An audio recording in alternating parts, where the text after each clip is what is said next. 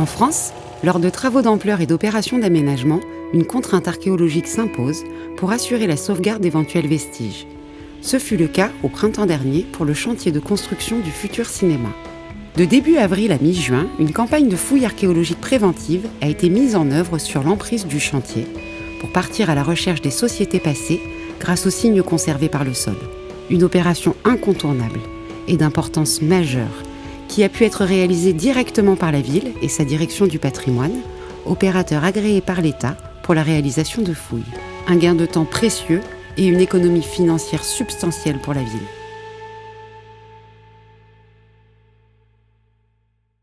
La fouille archéologique préventive conduite sur l'îlot de la Tour d'Argent, sur l'emplacement du cinéma, a eu lieu entre avril et mi-juin 2022. Une fouille archéologique, c'est l'occasion d'ouvrir une fenêtre sur l'histoire de la ville, et notamment sur l'histoire de l'îlot de la Tour d'Argent, que l'on connaît assez bien, puisque depuis 10 ans, on a fait un certain nombre d'études. On avait une idée assez précise de la chronologie du site, de son intérêt, et cette fouille archéologique du cinéma a offert l'opportunité de venir compléter cette documentation et de comprendre la globalité de l'îlot dans sa conception, dans son évolution et son organisation depuis les origines jusqu'à nos jours. Avant le XIIe siècle, il n'y avait pas grand-chose sur ce site. On sait que les origines de la ville remontent à peu près autour de l'an 1000, début du XIe siècle, mais pas sur l'îlot de la Tour d'Argent.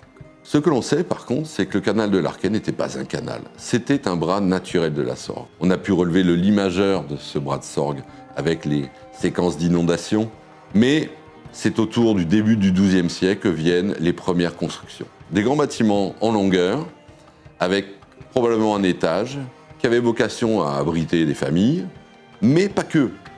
Puisque la grande énigme, c'est aussi une construction à peu près de même facture, longue, qui abritait des moyens de production, que l'on ne connaît pas encore. Pourquoi ? Parce qu'on n'a pas suffisamment d'éléments pour déterminer exactement ce que l'on faisait dans ce bâtiment à vocation artisanale. À la fin du XIIe siècle, on voit apparaître des tours nobiliaires. C'est la construction de la célèbre Tour d'Argent, élevée certainement autour de 1180. Mais pas uniquement cette Tour d'Argent. Il y a un autre édifice, beaucoup plus modeste, mais assurément aristocratique, élevé au sud de l'emplacement du cinéma. Il y avait d'autres tours aussi repérées en d'autres points de cet îlot de la Tour d'Argent. Ce qui est important, c'est de savoir qu'il y a une coexistence de ces bâtiments modestes élevés au XIIe siècle et de ces tours qui sont construites plutôt vers la fin du XIIe siècle. Et là, on a du mal à comprendre pourquoi des nobles ont habité à proximité immédiate de ces constructions plus modestes, dont l'une au moins a une vocation artisanale. À la fin du XIIIe siècle, les choses changent radicalement. Les tours, évidemment, subsistent, la fameuse tour d'argent, la tour plus au sud, une tour plus à l'ouest. On détruit les deux constructions tout en longueur du XIIe siècle. Et on vient réédifier de nouveaux bâtiments sur l'axe qui va devenir celui du canal de l'Arquet, entre les deux tours, tour d'argent et tour plus modeste située plus au sud. Ces constructions sont assez diverses, mais ne dépassent pas 2 niveaux. Il y a une grande salle qui vient au sud de la tour d'argent, avec une belle cheminée, avec très probablement une charpente de belle facture. Elle est associée à des constructions plus fonctionnelles, une grande cuisine, des bâtiments plutôt de commun, écuries ou autres, et une construction plus à l'ouest, de belles factures, de belle qualité, qui est associée rapidement à une tour, elle-même possédant des commodités diverses comme des cheminées, etc. À la fin du Moyen-Âge, tournant du XVe et du XVIe siècle, ces bâtiments précédemment élevés sont simplement modifiés.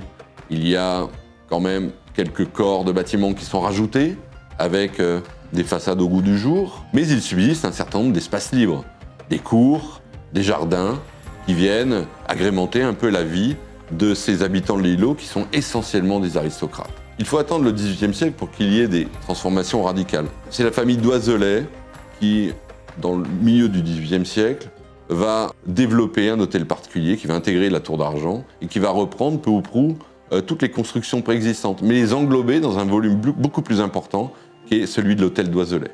Enfin, au XIXe siècle, l'hôtel Doiselet va être repris par des propriétaires qui vont le transformer en théâtre à l'italienne, aux alentours de 1890.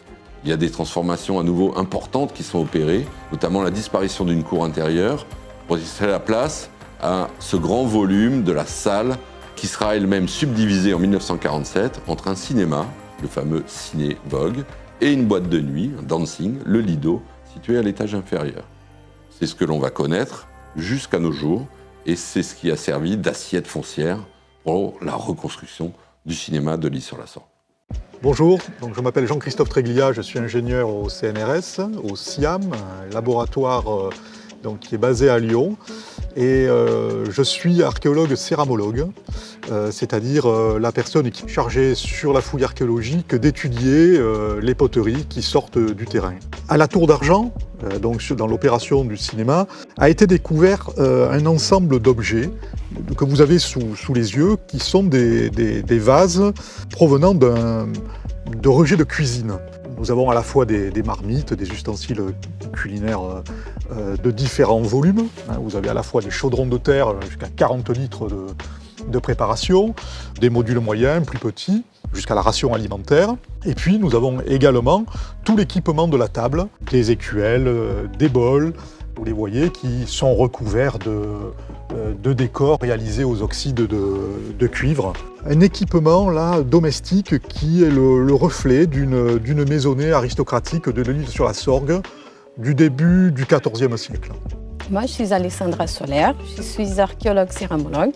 Ma mission ici, c'est faire l'étude de toute la céramique de l'îlot de la Tour d'Argent. Donc ça concerne les remontages, les récollages, les dessins, nous permet de comparer avec d'autres sites pour pouvoir bien dater les stratigraphies, les couches archéologiques.